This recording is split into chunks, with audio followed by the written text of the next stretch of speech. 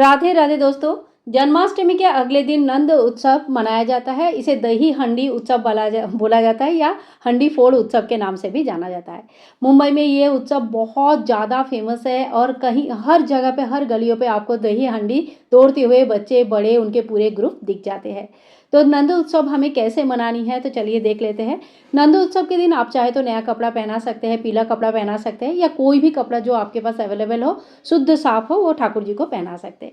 सबसे पहले हम ठाकुर जी को दूध से स्नान कराएंगे। आज के दिन आप दही से भी स्नान करा सकते हैं, बहुत अच्छा माना जाता है। नंद उत्सव के दिन ठाकुर जी के इस तरह से पहले दूध से स्नान कराएंगे, फिर जल से स्नान कराएंगे, शुद्ध जल से। आप चाहे तो गंधदर स्नान भी करा सकते हैं। ओम नमो भगवते वासुदेवाय नमो, ओम नमो भगवते वासुदेवाय नमो, इस मंत्र का जप करते हुए उसके बाद देखिए नंदोत्सव में हमें उसी जगह पे मनाना चाहिए जहाँ पे हमने जन्माष्टमी की पूजा किया है। तो मैंने जहाँ पे जन्माष्टमी की पूजा किया है उसी जगह पे आप लोगों को पूजा करके दिखाती हूँ कि नंद उत्सव की पूजा हम लोग कैसे करेंगे। इसके बाद ठाकुर जी को बढ़िया श्रृंगार करेंगे और श्रृंगार करके चौकी में बैठाएंगे और धूप दीप से एक बार आरती कर लेंगे। तो जैसे हम लोग नॉर्मल प्रॉपर पूजा करते हैं उसी तरह से हमें ठाकुर जी का पूजा करनी है। और अगर आपके यहाँ पे नंदोत्सव होता है कहीं सोसाइटी में आसपास, आप ठाकुर जी को वहाँ पे एक बार दही हंडी फोड़ उत्सव दिखाने के लिए लेके भी जा सकते हैं। मोर पंख से हम पंख कर देंगे भगवान को और फिर कोई मिट्टी का एक हंडी हमें लेना है। छोटा बड़ा आप अपने हिसाब से ले सकते हैं।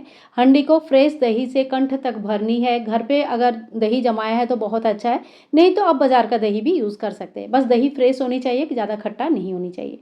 ऐसे हमने दही को कंठ तक भर देंगे। इसमें हमें तुलसी दल जरूर रखनी है, तो इस तरह से हमने तुलसी दल रख दिया है।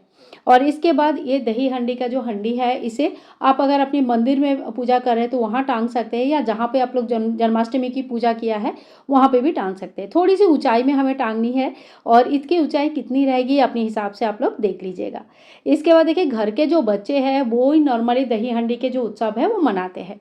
तो कैसे मनाना है, ठाकुर जी की जो बांस की बांसुरी है वो बांस की बांसुरी आपको लेनी है और फिर 7 बार इस तरह से टक टक करते हुए हंडी को हमें पीटना है। बेसिकली हंडी को क्या किया जाता है, तोड़ा जाता है, लेकिन हम लोग यहाँ पे एक शगुन के तौर पर कर रहे हैं। तो आप चाहे तो इस हंडी को तोड़ सकते हैं, नीचे एक थाल वगैरह रख लीजिएगा और जो टूटा हुआ हंडी है और उसमें जो दही है उस दही का भोग लगता है।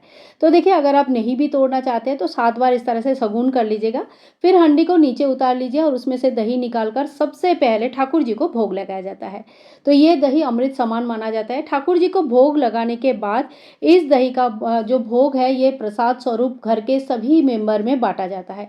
तो ये बहुत ही शुभ रहता है, बहुत अच्छा रहता है और हमें इस तरह से दही हंडी का एक छोटा सा त्यौहार जो है ना घर पर जरूर मनानी चाहिए।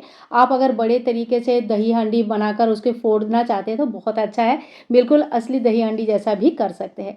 इसके बाद हमें ठाकुर जी को झूला जरूर झुलाना है। नंद उत्सव के दिन ठाकुर जी को झूला झुलाया जाता है, तो हमें झूले में बैठाना है, ठाकुर जी को झूला झुलाना है और इस तरह और इसके बाद आप मंदिर में जितना भी जो भी भोग बनाया है वो सारे भोग ठाकुर जी को अर्पण कर सकते हैं। तो इस तरह से नंद उत्सव बहुत ही सरल विधि से हम लोग घर पर मना सकते हैं। और अगर नंद उत्सव पहले दिन नहीं मना पाए तो आप छठी तक किसी भी दिन मना सकते हैं, यानी कि 6 दिन में कभी भी आप नंदोत्सव एक दिन जरूर मना लीजिएगा। आज की वीडियो यहीं तक, मिलूंगी नेक्स्ट वीडियो में। तब तक के लिए हरे कृष्णा, राधे राधे।